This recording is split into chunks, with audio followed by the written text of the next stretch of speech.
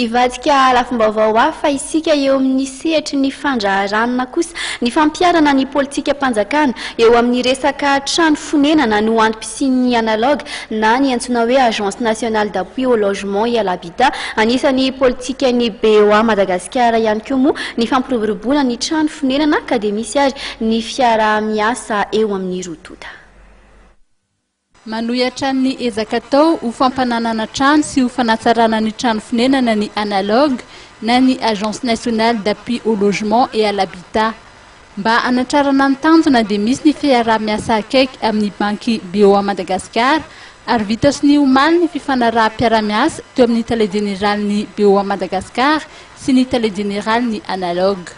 Toantin'ilay fifanarahana teo zany teo amin'ny Analogh sy BOA Madagasikara dia fifanarahana fiaraha-miasa satria Analogh zany dia fahitantsika hoe nanorina ireo trano ataontsika hoe trano mora hatramin'izay ary BOA Madagasikara dia manao famatsim-bola raha tsy ilaza hoe pré immobilier akany izay ahafahan'ny tsirairay mindram-bola zany raha ohatra izy ka salarié ohatra dia mindram-bola izy zany mandritry ny averina mandritry ny 20 taona amin'ny tahana 12 isanjato izay tsy miova 12% taux fixe dia ny ataontsika hoe ny politikany BOA Madagasikara zany dia ny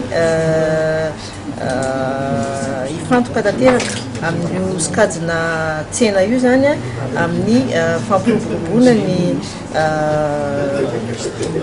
ataontsika hoe logement dia ny tanjonay zany dia hoe ny BOA dia vonona ny amatsy ireo mpividy ireo mpanjifa zany izay te hanana ny trano dia ao anatin'izay 20 taona izay dia amin'izay taona resantsika hoe taux fixe na 12% zay. Dia izay zany le fifanarahana amin'ny Analogh zany anao izay antratrarany roa tonta izay tanjona izay hoe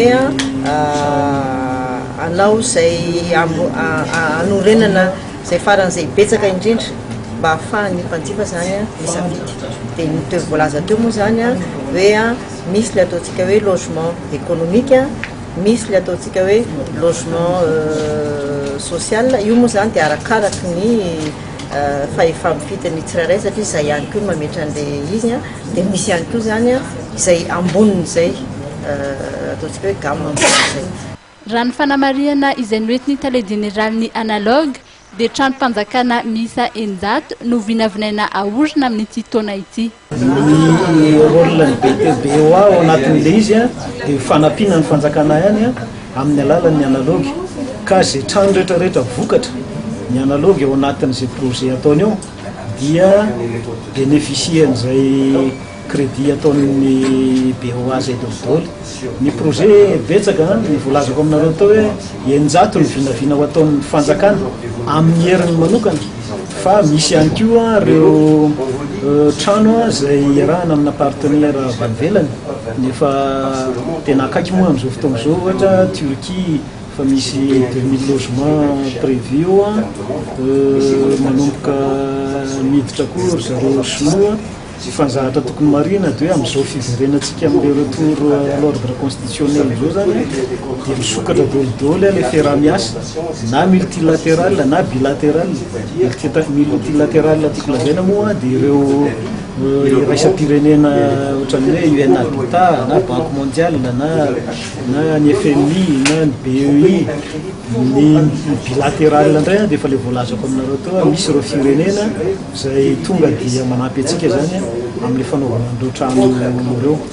Dia ireo trano rehetrarehetra izay vita ireo zany dia bénéficier daholo le accord de partenariat izay nosiniavina teo.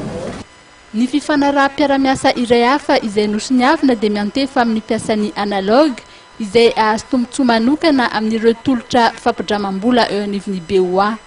Mikasika ilay pré immobilier akany dia mahatratratra any amin'ny 20 taona ny fehi-potoana amerenana izany. Ny fiaraha-miasa eo amin'ny tonta moa dia natao indrindra mba ahafahana manatsara ny tontolon'ny mpiasa sy anatsarana ny toe-piainan'ny vahoaka amin'ny ankapobeny.